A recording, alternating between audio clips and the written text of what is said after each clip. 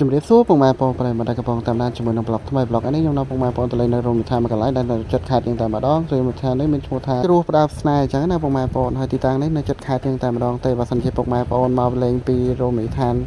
មួយហ្នឹងគឺពុកម៉ែបងប្អូនធ្វើការជិះពីខេត្តមកចង្ងាយដីហ្នឹងប្រហែលជាគីឡូអីចឹងទៅណាពុកម៉ែបងប្អូនមកដល់រោងវិថាមួយកន្លែងមួយទីហើ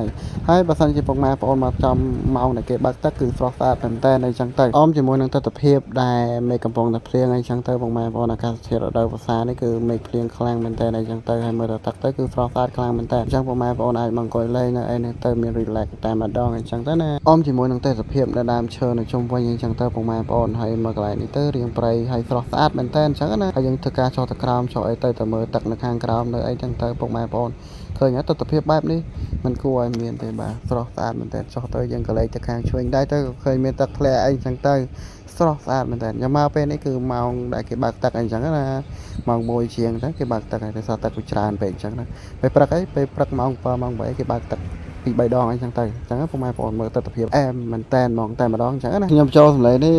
ពេលមេកំពុងភ្លៀងអញ្ចឹងណាពុកម៉ែបងប្អូនហើយទស្សនវិជ្ជាមិននិយាយទៅកប់ស្រីតែម្ដងនិយាយពីទស្សនវិជ្ជាវិញពុកម៉ែបងប្អូនប្រកាសជាឃើញស្រស់ស្អាតខ្លាំងមែនតើមើលទឹកអីទៅអូ relax តែម្ដងបាទអបជាមួយនឹងធម្មជាតិ